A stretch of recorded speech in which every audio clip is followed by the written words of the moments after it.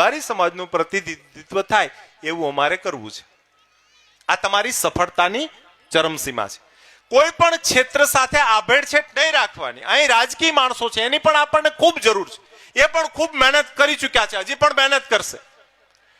તમામે ખૂબ મહેનત કરી, હું એનો સાક્ષી છું. રબારીનો દીકરો કોઈ એવો ના હોય કે જે સમાજને સોંપેલું કામ હોય એ ના કરી શકે. ડોક્ટર પ્રિયાંક ગરચર અહીં ઉપસ્થિત રહ્યા, એમના શ્રીમતીજી અને મારી વાલી દીકરી રાધિકાબેનની નાદુરસ્ત તબિયત છે છતાં પણ 4 વખત ફોન આવી ગયા, બાપુ મારા સમાજને પ્રણામ કહેજો. શિલ્પાબેન ભારાઈનો હમણાં ફોન આવ્યો. શિલ્પાબેને કીધું કે નવો જિલ્લો મને મળ્યો છે બાપુ, થોડી વ્યસ્ત છું, નથી આવી શકી, સમાજને મારા પ્રણામ કહેજો. સરકારના આપણા ગુજરાત પ્રશાસનમાં ટોપ લેવલે બેઠા અધિકારીઓ તમારી ચિંતા કરે છે અને કરશે.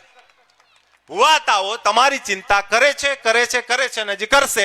સંતો તમારી ચિંતા કરે છે પણ કરશે. પણ દરેકની ક્યાંક ને ક્યાંક થોડી ઘણી મર્યાદા હોય, એ લઈ અને આપણે સૌ સાથે ચાલીશું. કોણ સારો છે કોણ ખરાબ છે એ જસ્ટિફાય હું તો કરી શકતો જ નથી. આપણું એ લેવલ જ નથી કે એ નક્કી કરીએ છીએ ફલાણો સારો છે ને ફલાણો ખરાબ છે. એ આપણે કરવાનું જ નથી. બીજું, તમે સમાજને સ્વીકારો, સમાજના આગેવાનને સ્વીકારો, સમાજના ભુવાતાને સ્વીકારો, સમાજના સંતોને સ્વીકારો, તો એને ગુણ અને દોષ બે સાથે સ્વીકારો.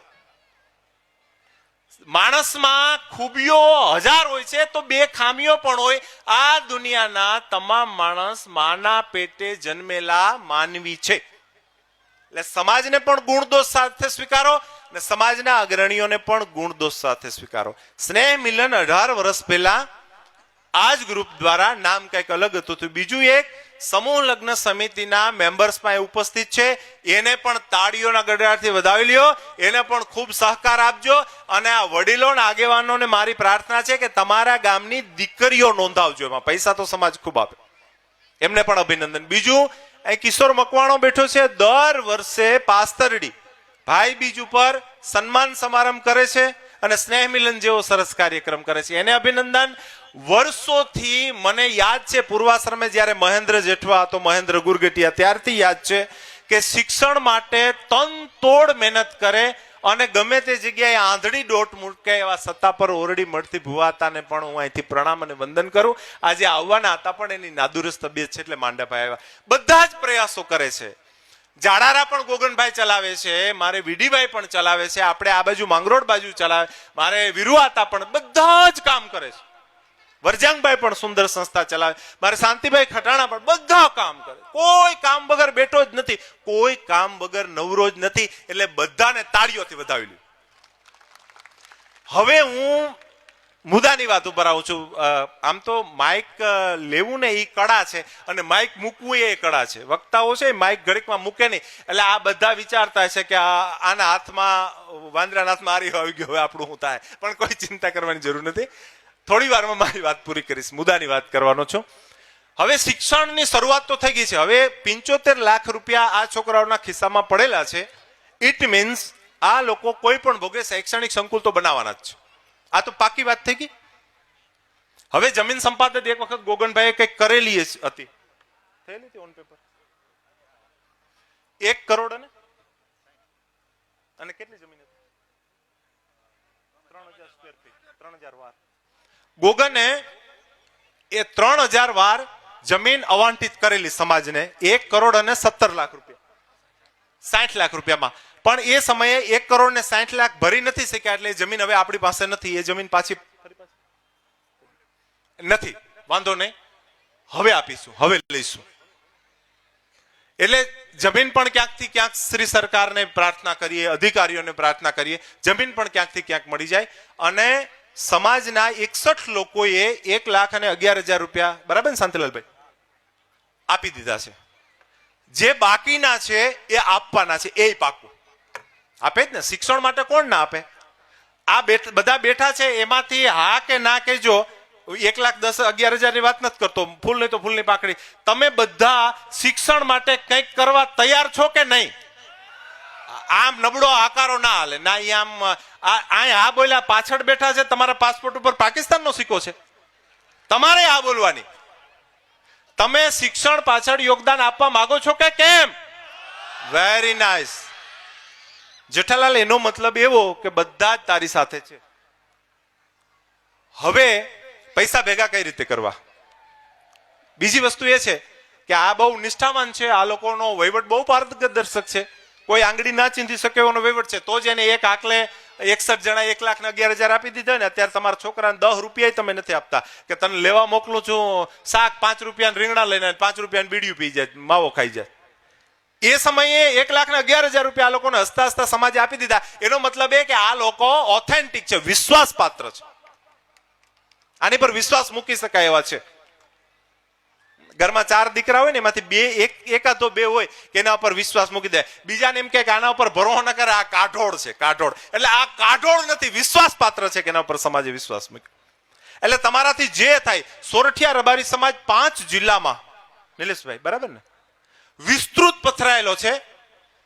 મારો પ્રાઇવેટ મત એવો છે કે આ બધા જ જે વડીલો, ભુવાતાઓ, સંતોનો સમય લઈ, જેમની પાસે યથાયોગ્ય સમય હોય, એમાં રાજકીય પુરુષોને પણ સાથે લેવાના. જો હું ફરીથી કહું છું, કોઈના પ્રત્યે સૂગ રાખવાની જ ન હોય. રાજકીય લોકોને પણ આવકારવાના, શૈક્ષણિક લોકોને પણ આવકારવાના, વેપારી લોકોને પણ આવકારવાના, માલ ઢોર ચારતા હોય પણ આવકારવાના, ખેડૂતોને પણ આવકારવાના, અને જ્ઞાનવૃદ્ધ અને વયોવૃદ્ધ અમારે મેરખી પટેલ એવા વડીલોને પણ આવકારવાના. પૂજ્ય પટેલ બાપા બેઠા છે, આપણા સમસ્ત સોરઠિયા રબારી સમાજનું હેડક્વાર્ટર તમારી સાથે બેઠું છે. સોરઠિયા રબારી સમાજની કંટ્રોલ પેનલ તમારી પાસે સામે તમારી પાસે બેઠી છે, ભુવાતાઓ તમારી પાસે, સંતો તમે ઘટે છે શું? એટલે સોરઠિયા રબારી સમાજ જ્યાં જ્યાં વસ્તુઓ નેહડામાં, ગામડામાં, ત્યાં એક શિક્ષણ રથ સ્વરૂપે જવામાં આવે, ઘર ઘર સુધી એક રથ તૈયાર કરવામાં આવે. જેમ કચ્છમાં ઢેબર પરગણાએ ફેરવેલો, પછી વાગડ પરગણાએ ફેરવેલો, એવી રીતે એક શિક્ષણ રથ તૈયાર કરવામાં આવે. સંતો, ભુવાતાઓ અને વડીલો અને આગેવાનો અને રાજકીય પુરુષો પોતાનો યથાયોગ્ય 10 દિવસ, 15 દિવસ, 5 દિવસનો સમય આપે. 25, 50, 100 માણસ છે એક રથ લઈ અને ગામડે ગામડે ફરે, ત્યાં જઈ અને ભિક્ષાવૃત્તિ કરે. 5 રૂપિયા આપે એને એટલું મહત્વ, અને 5 કરોડ આપે એને એટલું મહત્વ. એટલે આ પણ કરવું જોઈએ. આ પણ મારો એક વિચાર છે, આવું પણ થવું જોઈએ. એટલે જે સ્વૈચ્છિક દાન આવે છે તો આવવાનું છે, સાથે સાથે આ જે દાન છે શિક્ષણ રથ દ્વારા એ પણ આવે. અને એમાં માતાઓનો, બહેનોનો પણ ફાળો લેવાનો, ભાઈઓનો પણ લેવાનો, અને આ બહેનોનો ખાસ લેવાનો. બકાલું લેતા કે વધ્યા હોય ચાખાંડના ડબલામાં ભરીને મૂકી દીધા હોય ને, બધા આમાં દઈ દેજો, ટેક્સ ફ્રી થઈ જશે તમારા પૈસા.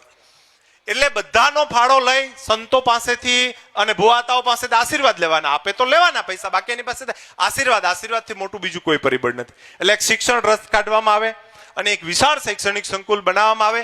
પટેલ સમાજ વિશેનું વારંવાર ઉદાહરણ આપવામાં આવે છે. હું તો પટેલ સમાજને રિસ્પેક્ટ કરું છું એટલા માટે કે એને આ કંઈ મફતમાં નથી મળ્યું. કોઈ અલાઉદ્દીનના દીવડાને ફૂંક મારવાથી રાતોરાત, કે કોઈએ કાનમાં ફૂંક મારી દેવાથી એ રાતોરાત સમૃદ્ધ નથી બન્યો. એના બાપ દાદાઓએ, એના વડવાઓએ આયોજનબદ્ધ હજારો વર્ષ સુધી કાળી મજૂરી કરી, ત્યારે આજે તમામ આર્થિક દ્રષ્ટિએ, રાજકીય દ્રષ્ટિએ, સામાજિક દ્રષ્ટિએ પટેલ સમાજ મજબૂત છે. આપણા પણ વડવાઓએ ખૂબ કામ કર્યું છે, હજી કરી રહ્યા છે અને કરવાના છે. દરેકે દરેક યુવાને આમાં જોડાવાનું છે, દરેક સંતોએ જોડાવાનું છે. ભુવાતાઓને પણ પ્રાર્થના, સંતોને પણ પ્રાર્થના કે આમાં જોડાય અને પોતાનું યથાયોગ્ય યોગદાન આપે. આજે રાત્રે ડાયરામાં પણ ખૂબ આનંદ કરવાનો છે, પણ આપણો આનંદ સુશીલ હોવો જોઈએ. આ લાઈવના માધ્યમથી, લખનના સ્ટુડિયો દ્વારા લાઈવના માધ્યમથી દુનિયા તમને જોઈ રહી છે. તમારો એક મેસેજ જાય છે યુનિવર્સલ, કે શાંતિનું પ્રતીક એટલે રબારી સમાજ, શિસ્તનું પ્રતીક એટલે રબારી સમાજ. અને દુનિયા તો હીરા, મોતી, માણેક, ડોલર, પાઉન્ડ, જમીન જાયદાદ આપે. આ હું તો વિશ્વના સ્ટેજ ઉપર, આજ તો રબારી સમાજ મારી સામે છે, અમે તો 18 વર્ષ સામે બોલવા વાળા છીએ. વિશ્વના સ્ટેજ ઉપર કોલર ટાઈટ કરી, ડંકાની ચોટ ઉપર છાતી કાઢીને કહીએ કે કાળજા કાઢે એટલે દીકરાનો દાન કરવા બ્રહ્માંડમાં કોઈ એક પ્રજાતિ હોય ને તો એ રબારી સમાજ. તો હવે દીકરાના દાન કરે એ કાવડિયાના હું કામ દાન ના કરી શકે? એટલે મારો બાપ ખૂબ વરહી જાજો. અહીં જે સંતો ઉપસ્થિત રહ્યા, જે ભુવાતાઓ, જે રાજર્ષિ પુરુષો જેમણે પોતાનો સમય કાઢ્યો, હોનાની હાકડે બાંધીને લાવો તો પણ ના આવે એવી જેની મર્યાદા, એનો જો મોભો, એનો વિશાળ સેવક સમુદાય હોય, ખૂબ વિચરણ હોય, અનેક નોતરાઓ ઝીલેલા હોય અને ઘણું બધું એમને એ બધું છોડીને 4 કલાક એના જીવનના આપ્યા. તમને પણ અભિનંદન, તમારી ધૈર્યને અભિનંદન. બેઠા છો, હજી આપણે સવારે 5 વાગ્યા સુધી બેસવું